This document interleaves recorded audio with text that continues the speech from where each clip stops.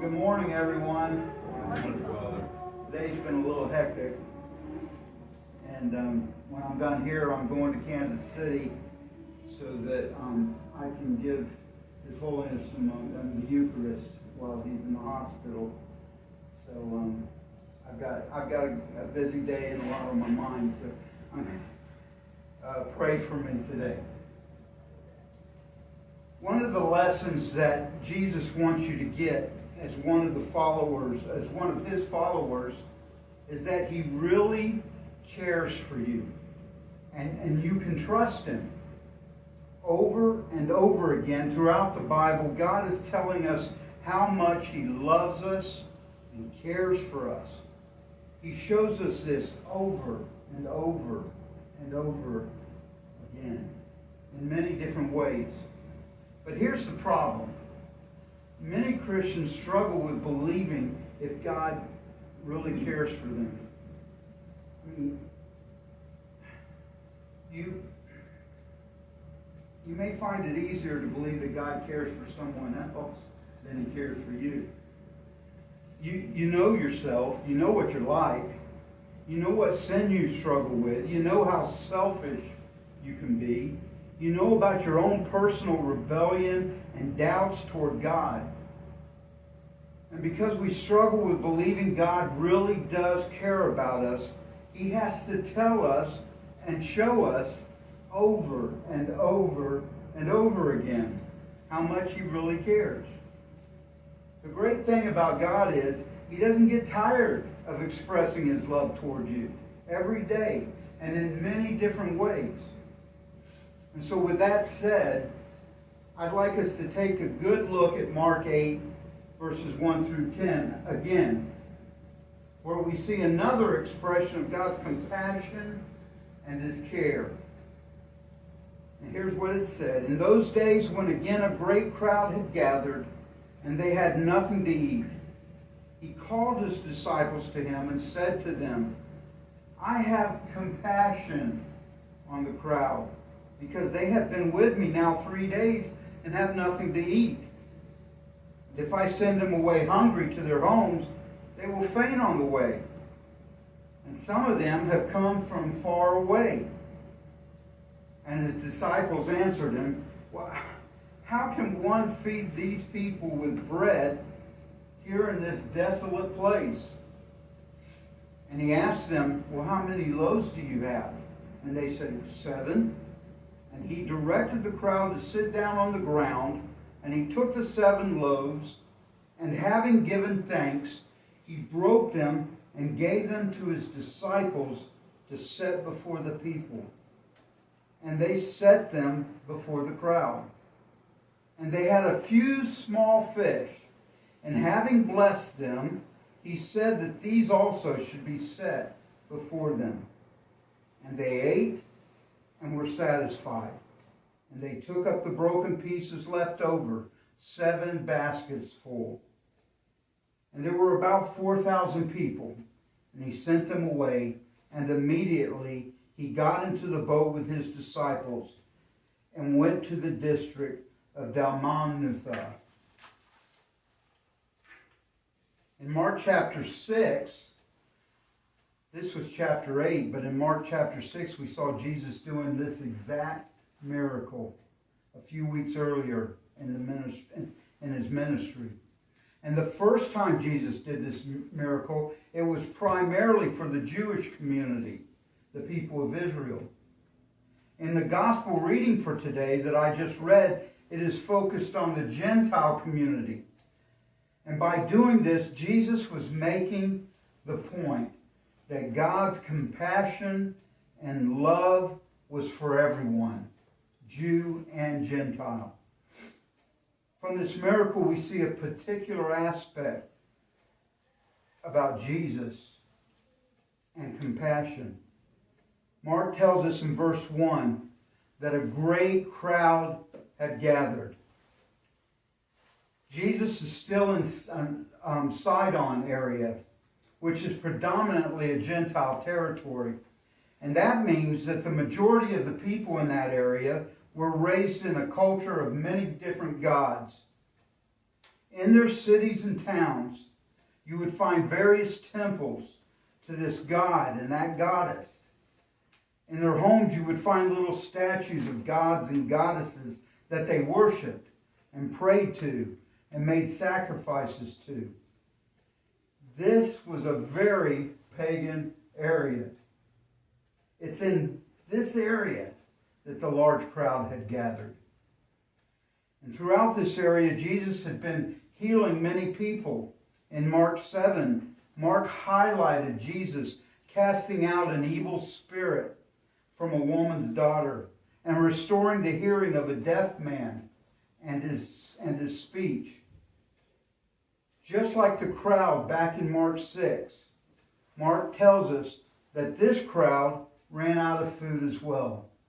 There was no Subways, there was no McDonald's, there was no Dash.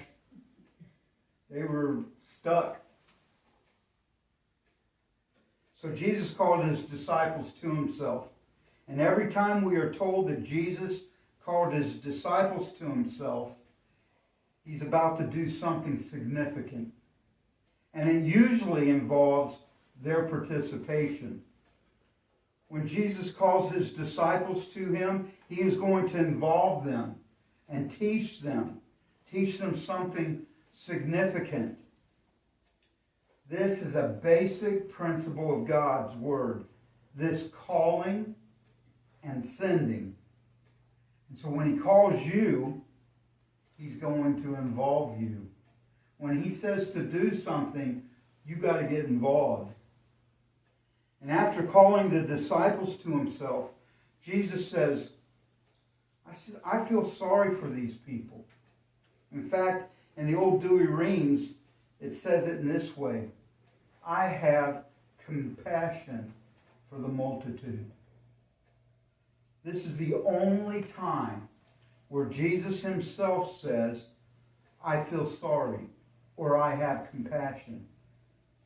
I never thought of that. I looked it up and checked. It's the only time he's ever said that. In other cases where the Lord's compassion is mentioned, the Bible only states that he felt compassion for the people.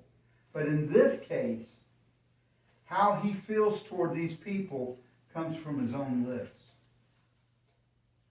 That phrase, I feel sorry, or I have compassion, refers to a compassion that hurts. It literally means to see someone suffering and feel a physical response to their pain in your stomach.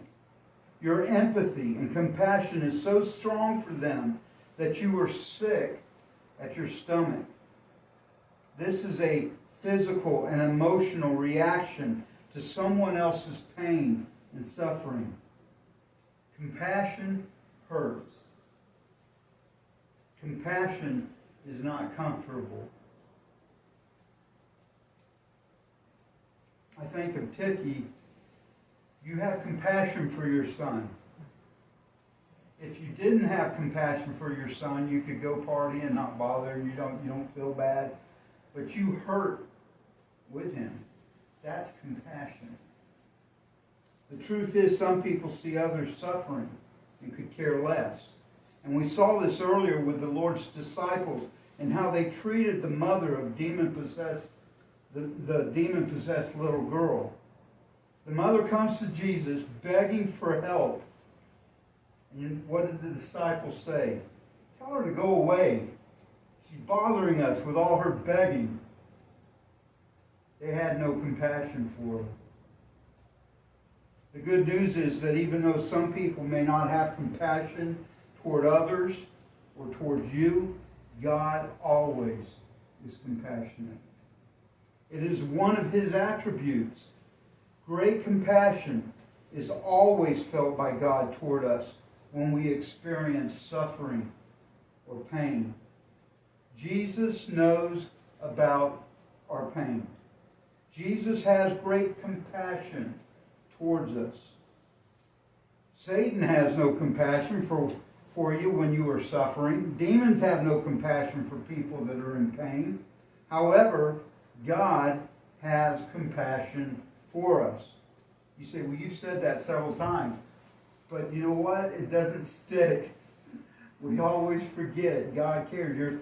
All you see is what's happening around you, and you forget God cares. We see an example of that in Jesus. God feels our pain. Let me show you this. Psalms 86, verse 15. I love the Psalms. But thou, O Lord, art a God full of compassion and gracious, slow to anger, and abounding in steadfast love and truth. Isaiah 49:13 says, Sing for joy, O heavens, and exult, O earth. Break forth, O mountains, into singing. For the Lord has comforted his people, and will have mercy and compassion on his afflicted. Remember this. Remember, this crowd is filled with people who worship other gods. They came for the show, but many of them will stay for what he teaches and decide to follow him.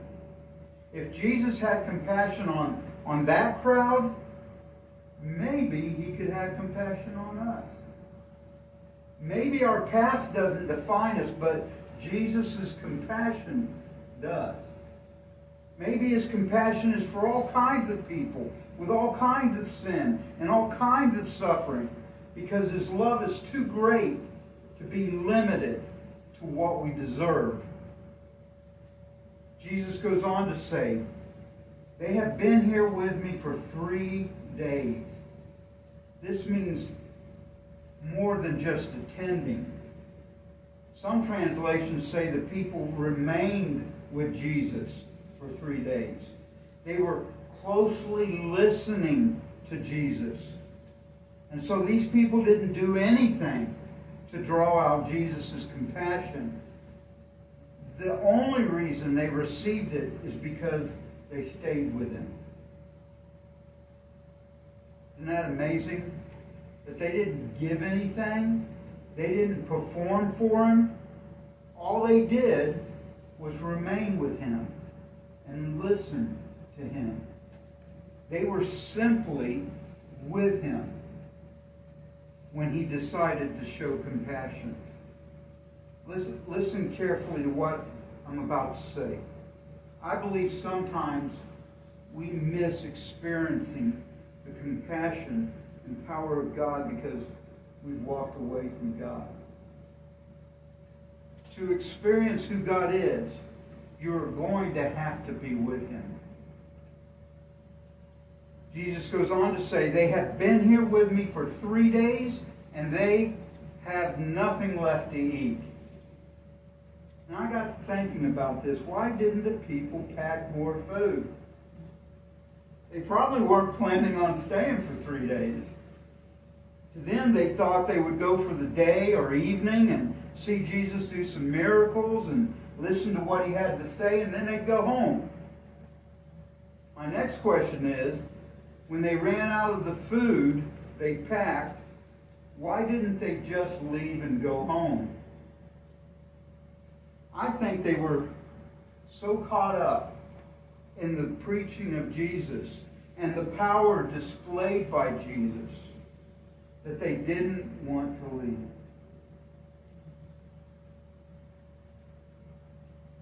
I think they were so spiritually hungry, they would rather stay with Jesus and miss a meal rather than leave Jesus and miss a miracle. They were getting something from Jesus they could not get anywhere else. And it appears these people made a choice to stay 3 days without food because the spiritual food they were getting from Jesus was more important than the physical food that they were lacking. They discovered they were hungry for Jesus and they wanted more of him. And so Jesus says, and they had nothing left to eat. You ever felt like that sometimes? You have nothing. The older we get, sometimes we feel like all this stuff I had, my family, all the hours I put in my family, they're gone, they're not around, maybe they've all passed. Maybe you just had to keep getting rid of stuff because you were living in a smaller apartment. They have nothing. They had nothing left. You have used up all that you have in following Jesus. Sometimes being tired isn't from sin. Sometimes it's just stinking hard serving God. The reason why you have nothing left is because it's not because you wasted it, but because you were following Jesus. You were with Him. You were listening to Him. You were learning from Him. You were hanging out with Jesus. It's okay to have nothing left when you're following Jesus, because that's when Jesus is able to display His compassion and resupply your spiritual life in a miraculous way. And when you are following Jesus and you feel like you have nothing left, just hang on and wait. Jesus is about to show compassion and do something in your life. He cares about you. Jesus made a very practical statement in verse 3. He said, if I send them home hungry, they will faint along the way, for some of them have come a long distance. The omniscient and wise Jesus knows the depths of our hunger. He sees and knows about your suffering. He cares about it, and He cares about you. He is not going to send you home empty. He is going to fill you and equip you to do what He would have you to do. And some of us have a long distance to go, and some of us only have this far to go. At any time now we could go. Some of us have a lot of living left. Some of us don't have much left. You have followed Jesus this far. You're learning and wanting more. You have sacrificed for Him in His kingdom, and He will not send you home hungry. In conclusion, even though we get a great look at the compassion of Jesus in this event, this great miracle of feeding 4,000 families, the deepest meaning of this miracle is that Jesus became the bread of life given for us. After feeding the 5,000 in Mark 6, John connects that miracle with Jesus being the bread of life. Jesus said, I am the bread of life. Whoever comes to me shall not hunger. Whoever believes in me shall never thirst.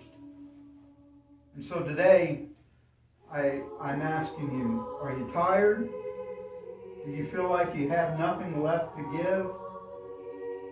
Have you been with Jesus, but now it's just like I can't do much more? Hang on.